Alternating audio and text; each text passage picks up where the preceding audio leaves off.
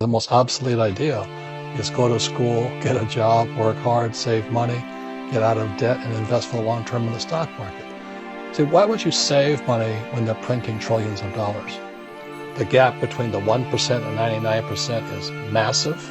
You see, it's not just money. You have to step back and look at the bigger picture. So what do you do? In every one of us is a poor person. There's still a poor person inside me. There's also a middle-class person, and the middle-class person wants security. They want that steady paycheck. And there's a rich person. And they're all inside of us, except that it's not taught. You're taught to go to school, get a job, and get a paycheck. You're not taught to how to get rich. If you read Rich Dad, Poor Dad, my rich dad refused to pay me. He said the paycheck was one of the most damaging things you could take in your life. He says the moment you take a paycheck, you're an employee, and that's the mindset. So my rich dad never paid me. He drove my poor dad, government employee, nuts. You gotta pay people, you gotta pay people. And rich dad was not saying that the paycheck was bad. He says he didn't want to be a slave to money. So as an entrepreneur, if rich dad folded, I just started another company.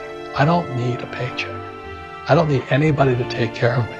If my government doesn't like me, I move to another country because they need entrepreneurs there. So the entrepreneur is not so much the business. The entrepreneur is really the mindset and the skill sets and the different set of rules. You see, I don't operate, small business does not operate in the same rules as big business. Entrepreneur is a mindset first, a skill set, and rules. And depending upon whether you're an employee or a small business, the rules are different. The mindsets are different. The skill sets are different. You could say one thing to somebody who's never been an entrepreneur and they're thinking about making the leap of faith into becoming an entrepreneur. What could you tell them? Well, I'll just tell them the same thing that happened to me. My last paycheck, I still remember it clearly. It was one of the worst and the best days of my life.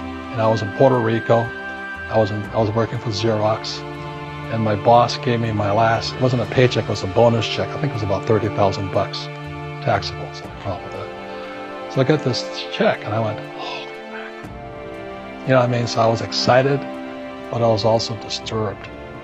And so this other guy comes up to me. His name was John, and John says to me, he says, "You're going to be back." I said, "Why?" He says, "Because you're going to fail." I looked at him and said, "Look," a few expletive words, because that's what he did. He left Xerox, failed, and he came back. And I said, "Look, you failed and you came back, but I'm going to fail and I'm never coming back." And that's the attitude. Do you know what I mean?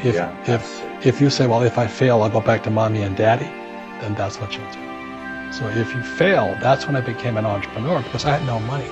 I had no money for years. I didn't have a paycheck. But that's what my rich dad encouraged me to do. He says, when you don't have this paycheck, you get hungrier, smarter, and it's a test of your character. Will you become a crook? Will you become dishonest? Will you cheat and steal? Or will you become a better human being? So really, that's the benefit of becoming an entrepreneur, is you really find out who you are when you don't have anything. So you always have to look at the big picture. Too many people look at, well, what's going to happen to me?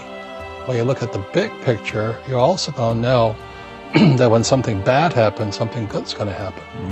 But you got to prepare for whatever is coming. If you think next 20 years will be like the last 20 years, you're going to get creamed. When you and I go to the supermarket and we buy a carton of milk, we always check for the expiration date. But most people do not check for the expiration date on their brains. Instead of get out of debt, I get into debt. I just refinanced $300 million in debt. I went from 5% to 2.5% interest. I made a fortune. Every month, more money comes in because my cost of money has gone down. So while some financial experts are saying get out of debt, I'm saying learn how to use debt.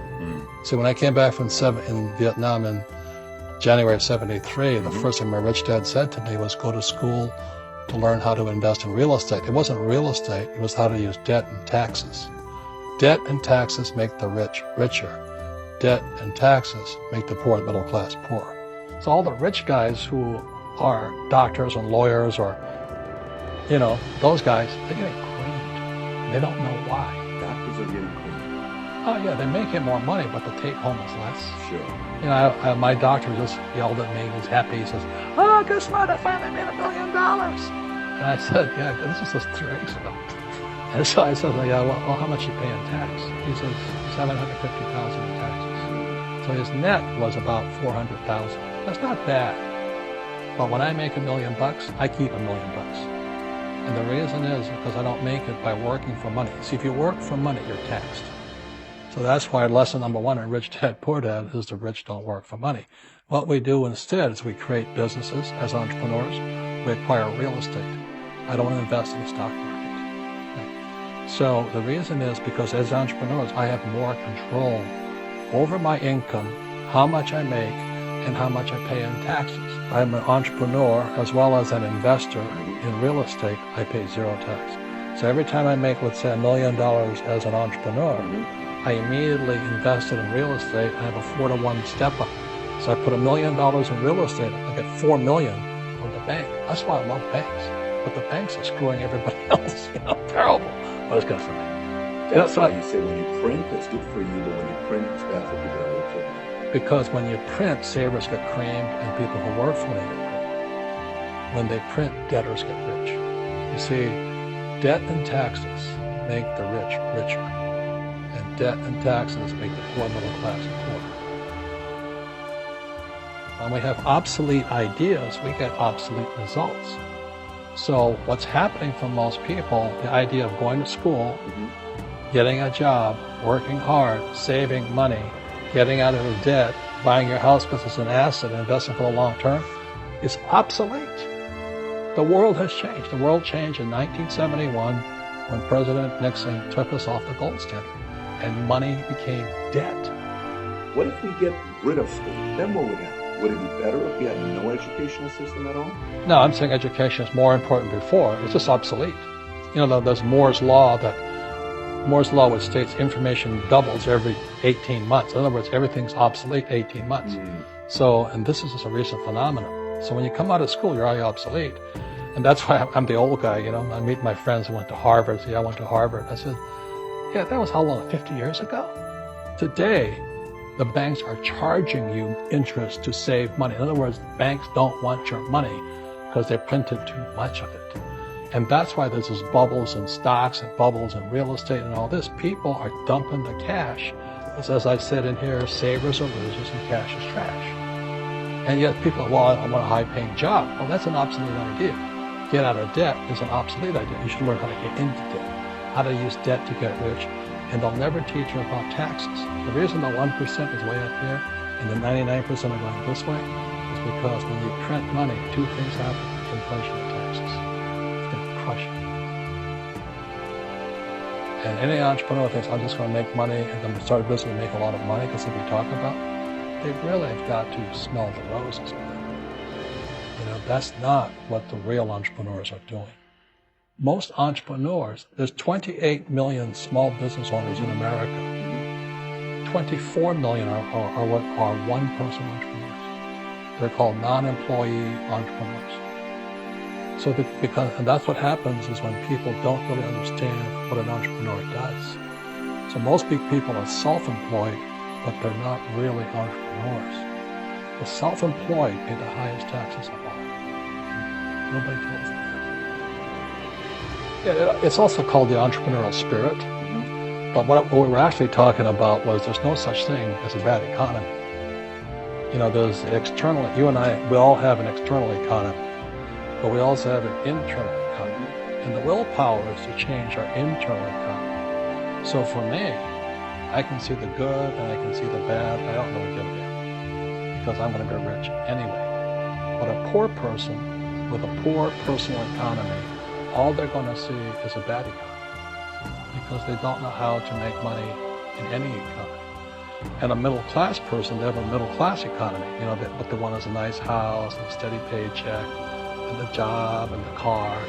And so when you take their job away, to them, that's disaster.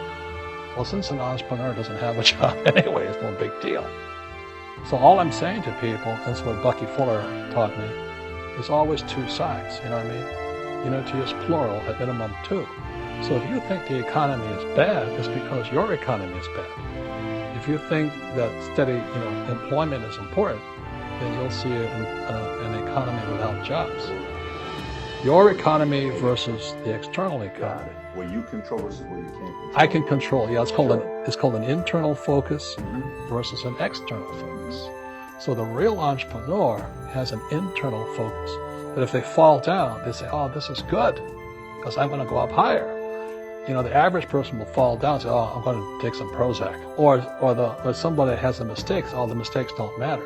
Well, mistakes matter. It means you didn't know something. But a real entrepreneur, whether they fall down or not, they always can go up. They can stand back up and go higher. And no matter what happens to them, they get stronger and better and smarter and happier. But a person with a weak internal mindset is that they're so afraid of what happens, it generally happens. Like, people are afraid of losing their jobs, they generally lose their jobs. So the entrepreneur first job is control inside here, not outside there. The moment you take that paycheck, you're an employee. You've got to be stronger than that. It's about inside control.